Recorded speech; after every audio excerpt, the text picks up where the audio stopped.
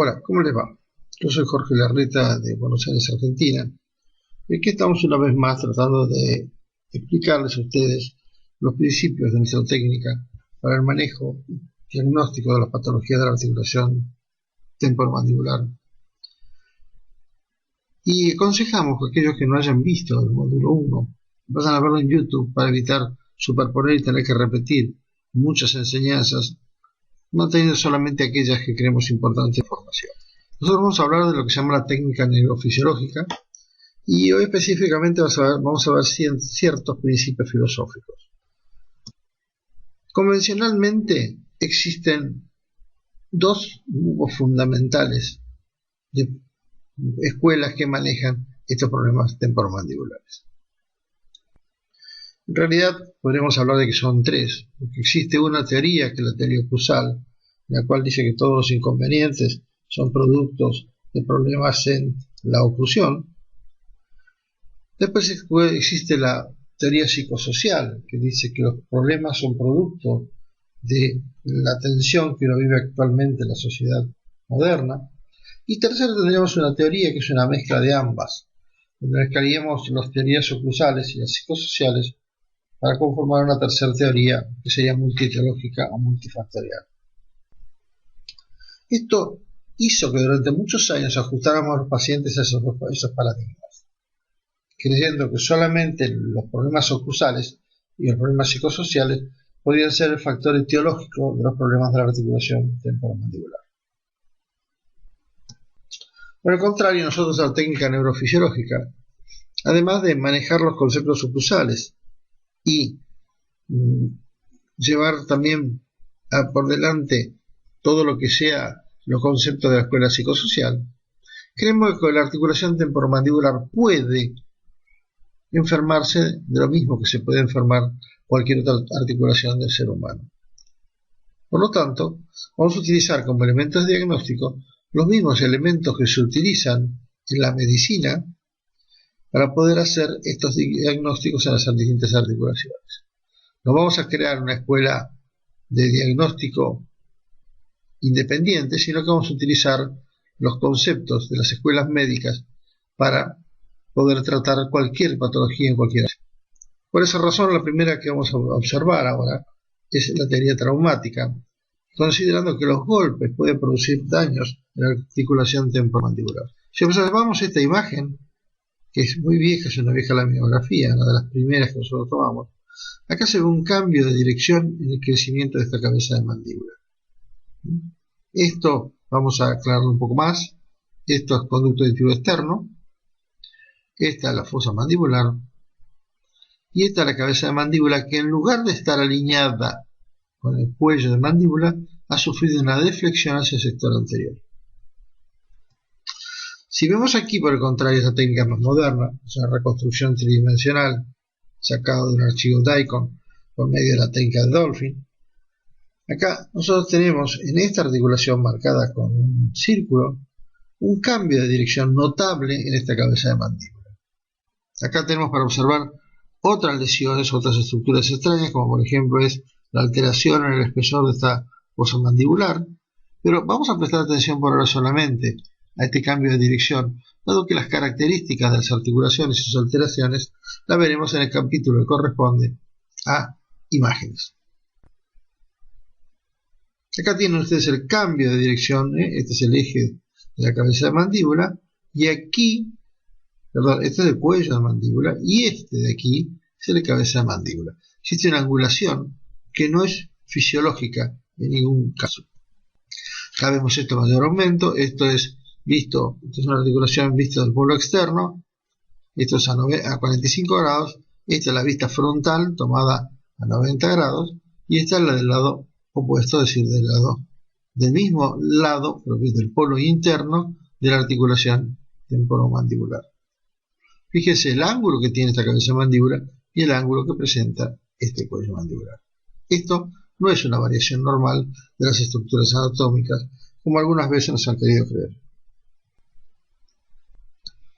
Para que sea más claro para ustedes, hemos pedido al doctor Barrientos que haga un pequeño esquema en el cual vamos a dibujar las distintas estructuras para que ustedes puedan verlo con más facilidad. Esto es la fosa mandibular, una articulación sana, y del otro lado una articulación con una deflexión postraumática de un paciente. Conducto auditivo externo, borde externo de la fosa mandibular o cavidad glenoidea, cabeza de mandíbula. Observen los cambios de dirección que presenta una cabeza de mandíbula con respecto al cuello mandibular y que no se produce en el otro caso. Esto está perfectamente alineado, mientras que este cuello presenta una deflexión, lo que nosotros denominamos el palo de hockey. Esto crea alteraciones en los espacios, ¿sí?, cavitarios, y por supuesto puede generar compresiones en la zona retrodiscal con mucha más facilidad que en este otro caso. Acá observan claramente las variaciones de forma, que no son para nosotros variaciones de forma normal, sino que son mandíbulas que han seguido creciendo en su propio eje, y aquella que ha tenido una deflexión por un trauma de infancia. Por otro lado, existen otros problemas que pueden generar problemas en la articulación, que son las infecciones. Dentro de las infecciones, hay muchos trabajos que han demostrado la presencia de infecciones en la articulación temporomandibular. Yo solamente voy a dejar eso para un capítulo posterior, y ahora solamente voy a mostrar esto. Es un paciente que vino a la consulta trayendo imágenes, que estamos señalando aquí, que habían sido obtenidas en un instituto de radiología muy conocido en Argentina 2 años antes.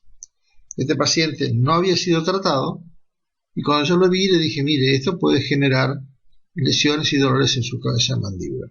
Esta es la misma cabeza de mandíbula 2 años después. Fíjense, donde había esas zonas radiolúcidas o sensibles, ahora tenemos zona de destrucción ósea. Fíjense cómo esta cabeza de mandíbula ha perdido tamaño, y como antes tenía solamente 3 y ahora tiene un montón de zonas de alteración observables claramente como hiposeñales en esta resonancia, que fue sacada exactamente del instituto que sacó la primera. Entonces, ¿esto a qué se debe? Se debe a la presencia. Esta fue la que encontramos en este paciente. Este es un Mycoplasma pneumoniae, que en determinados grupos étnicos, y eso vamos a expresarlo y explicárselo cuando hablemos de lo del capítulo de inmunidad, pueden dar ese tipo de alteraciones. La tercera posibilidad son los procesos autoinmunes, es decir, pretender que un problema autoinmune sistémico y que está atacando el colágeno de una persona va a respetar la articulación temporomandibular porque los contactos dentarios sean estables, es tener un desconocimiento de lo que es una enfermedad en el ser humano. Nosotros ya publicamos en la revista Cráneo, hace muchos años atrás, un trabajo que fue la relación del mapa genético con procesos degenerativos en la articulación temporomandibular. Es decir, ¿qué hicimos? Tomamos pacientes que tenían un proceso degenerativo, que se convalidaba ese proceso degenerativo no por estudios clínicos, sino por imágenes en la misma articulación a través de resonancia electromagnética, y eso lo clasificamos en distintos grupos. Entonces, por ejemplo, observen el grado de destrucción que tiene esta cabeza de mandíbula, producto de un proceso autoinmune en una paciente. Un paciente de solamente 21 años. Observen cómo puede el proceso autoinmune degenerar en esta cabeza de mandíbula, generando lo que después se suele denominar una reabsorción idiopática de la cabeza de mandíbula. Eso nosotros ya lo planteamos hace mucho tiempo atrás en nuestro libro, que salió en 2004 en español y en portugués, como compendio de diagnóstico de las patologías de la articulación temporomandibular. Posteriormente, en la revista Cráneo, en 2009, presentamos un abstract, un trabajo, en el cual del diagnóstico actual de las patologías temporomandibulares. Este trabajo fue también republicado con modificaciones en una población mayor en la revista de la Asociación Odontológica Argentina. Este trabajo planteábamos hace muchos años ya que podía existir distintas patologías con distintos factores etiológicos, y para todos aquellos interesados esta publicación puede ser localizada a través de PubMed. Quiere decir que, ¿qué está diciendo este hombre? ¿Que una sola técnica no sirve para un diagnóstico correcto? No.